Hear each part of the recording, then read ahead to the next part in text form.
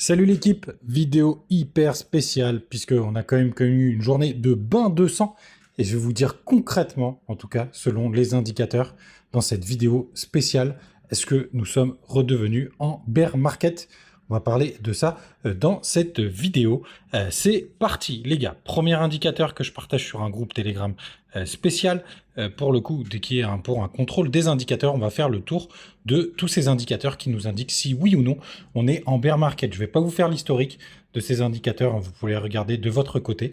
L'essentiel, c'est de voir s'ils ont tagué ou non le fait qu'on est en bear market ou pas. Et le premier indicateur, c'est le super trend. Et le super trend, qu'est-ce qu'il nous dit? C'est que quand on vient clôturer en dessous du bas de cette zone, tout simplement, on a un inversement de tendance en weekly. Et donc, de ce côté-là, ça voudrait signifier que ça y est, on peut avoir un marché tendanciel qui s'inverse, pas forcément un bear market, mais qui s'inverse. Et pour l'instant, il faut impérativement clôturer au-dessus des 52 000 $. C'est pour l'instant le cas. Il faut le regarder en weekly. Donc, il me tarde de voir la fin de la semaine. L'autre indicateur, c'est tout simplement le Golden Ratio, qui est un indicateur qui est hyper sympathique, puisqu'il nous donne des zones, pour le coup, de zones de vente sur la globalité du marché. Et pour l'instant, on a rebondi sur un magnifique support qui se situe aux alentours des, c'est aux alentours des 51 000 $. Vous voyez, il y a un double Golden Ratio, donc ça c'est fait par rapport à des retracements de Fibonacci, on va dire long terme, et sur des zones, pour le coup, ils ont tracé une espèce de logarithmique pour le coup, pour donner des zones Fibonacci, et pour l'instant, on rebondit sur une super zone, donc encore un endroit qui nous dit qu'on a touché un très très beau support.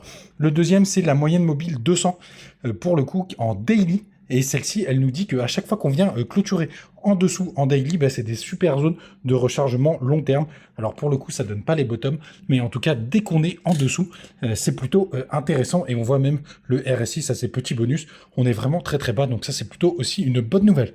L'autre indicateur, c'est Ichimoku en monthly. Alors Ichimoku monthly, ce qui nous dit, lui, c'est plutôt intéressant, c'est qu'il faut impérativement qu'on ne clôture pas sous les 55 000 $ au moment où j'enregistre l'émission. On les a déjà repris pour le coup, mais ce serait assez bearish et c'est pas du tout le cas pour le moment.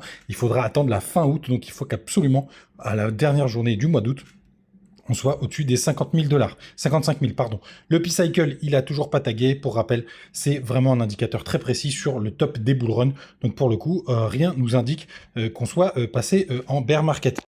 Concernant les bandes de Bollinger, effectivement, nous sommes en bas en train de tester les zones en bas des bandes de Bollinger. Alors pour le coup, c'est déjà arrivé et on est sur la time frame weekly. C'est arrivé en 2019, vous voyez juste là.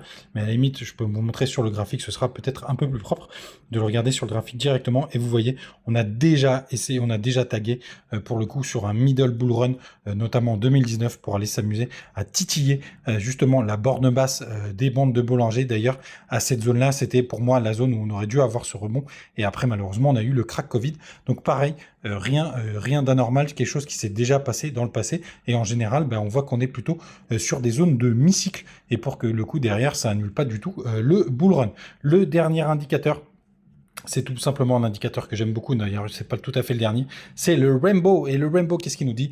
On est en zone de basically fire sell, et tout simplement c'est une zone d'accumulation plutôt long terme. C'est vraiment le meilleur moment, un des meilleurs moments pour rentrer sur les cryptos sur du long terme, les gars. En tout cas, c'est ce que nous dit cet indicateur, même s'il y a encore une zone un peu plus basse où c'est la zone où on considère que le Bitcoin est dead, et qui est en fait une très très grosse zone de rechargement. Et bien évidemment, pour finir, il faut impérativement tenir les 0,382 qui se situe à 51 500 $. Pour l'instant, c'est le cas. Donc ça, c'est plutôt une bonne nouvelle.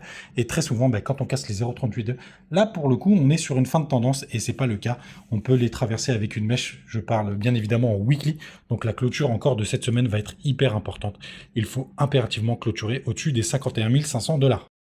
Vous l'aurez compris, tous les indicateurs, ils nous indiquent qu'on est en train juste de se prendre une énorme gifle avec une très très grosse correction, mais rien ne nous dit qu'on est passé en bear market, mais qu'on est plutôt sur une zone hyper intéressante pour du long terme. J'ai commencé à recharger du côté, allez, petit bonus du côté des ETF. Sachez qu'il y a quand même 237 millions qui sont sortis des ETF Bitcoin. Pour le coup, évidemment, ça met une petite claque au marché. Et ce que je voulais vous rappeler, le plus important, les gars, c'est pas d'avoir raison, mais tout simplement d'avoir le bon timing. Regardez, j'ai tenté un petit trade du côté de BTC, d'ETH, pardon, j'ai fait la même chose du côté de BTC. Vous voyez, j'ai essayé de rentrer juste ici. Derrière, c'est une autre correction, pour le coup, qui n'a pas été chercher les points bas. Le plus important, c'est le timing. Et là, le timing, il est bon. Alors, bien évidemment, on peut aller encore plus bas. pour le coup, mais le timing est super bon pour du long terme. Bien évidemment, vous faites ce que vous voulez. Je ne suis pas là pour vous conseiller. Mais en tout cas, tous ceux qui veulent s'intéresser à les cryptos, vous avez les petits liens du côté de BitGet, de BXC, de BitMix et de Bitmart. Si vous voulez en profiter, on se retrouve comme tous les matins sur la matinale crypto. Très bonne soirée à tous ou très bon matin pour ceux qui se réveilleront avec cette vidéo. Ciao.